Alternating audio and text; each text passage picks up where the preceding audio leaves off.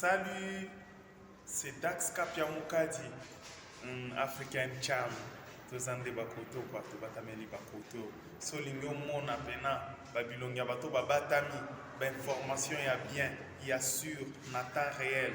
Abonnez-vous sur LP Media Plus.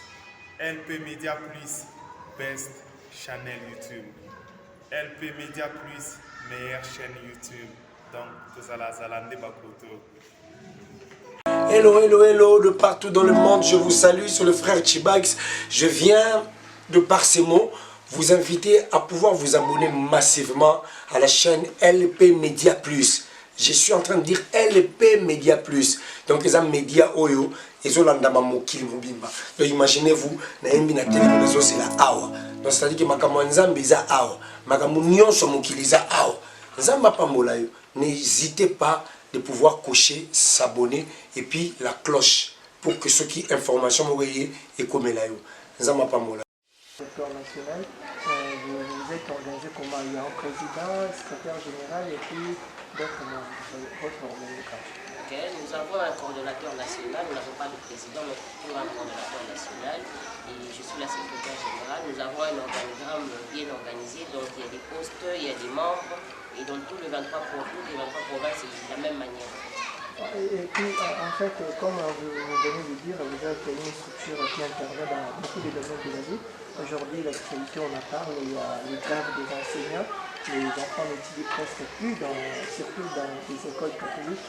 Vous, en fait, cette situation nous dérange beaucoup parce que d'abord, en tant que mère, en tant que parent, nous avons nos enfants qui restent à la maison, qui ne partent pas à l'école. Pourquoi? Parce que les professeurs se sont dit de rester à la maison et pas donner cours, entre guillemets, parce qu'ils ne sont pas guéris. Mais on se pose la question. Ces professeurs-là aussi ont des enfants à la maison et ils font partie ils doivent donner de l'éducation à tout un pays parce qu'on dit que la jeunesse c'est le socle du développement de tout un pays. En fait. Si ces enfants-là ne partent pas à l'école depuis un mois passé et la matière qui est déjà passée pour les uns ou pour les autres, eux là ils vont récupérer ça comment? On devait se dire que si on est citoyen d'un pays, on doit d'abord commencer par aider ce pays-là. Il ne faut pas d'abord attendre que ses poches soient remplies pour pouvoir aider le pays. Non. Par contre, il faut d'abord commencer par donner ce qu'on a et attendre de recevoir quelque chose. Parce qu'entre guillemets, on dit qui ne sème pas ne sait pas récolter, n'est-ce pas? Alors, entre guillemets, on peut aussi dire que ces professeurs-là sont en train de gâcher l'éducation des enfants. Ils doivent demain donner un meilleur avenir au pays, par exemple. Vous ne pensez pas que les revendications des enseignants sont aussi légales ou plus légitimes?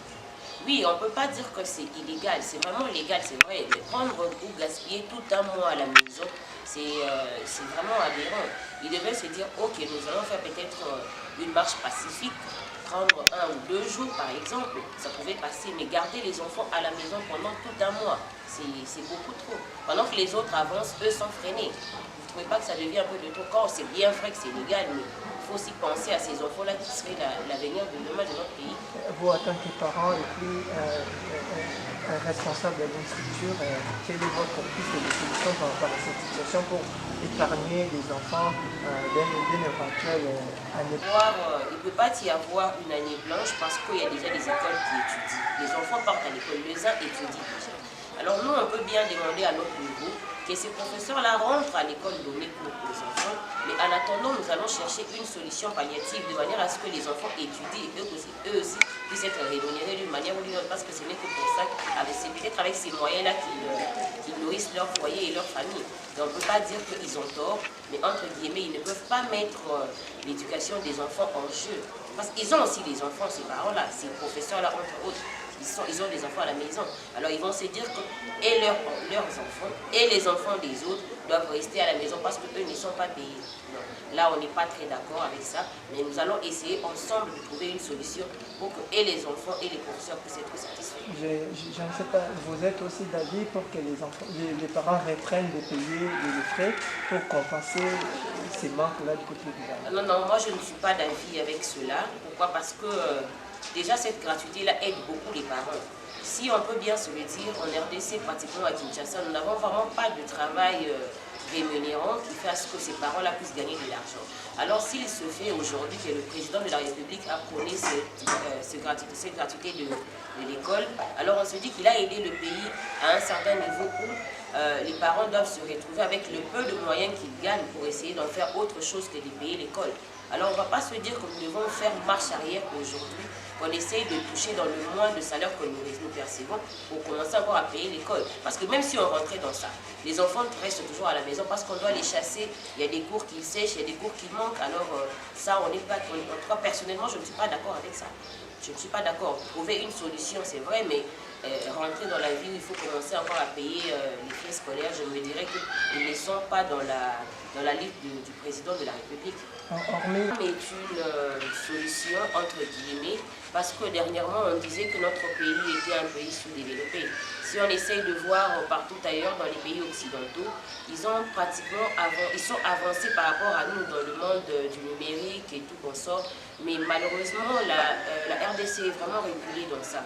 Et on s'est dit aujourd'hui que si le RAM vient aujourd'hui intervenir, donc ce serait une solution, ou on peut bien dire une piste de solution à certains problèmes. Parce que le numérique dans un pays, c'est beaucoup de choses. C'est pas un rien en tout cas, vous voyez.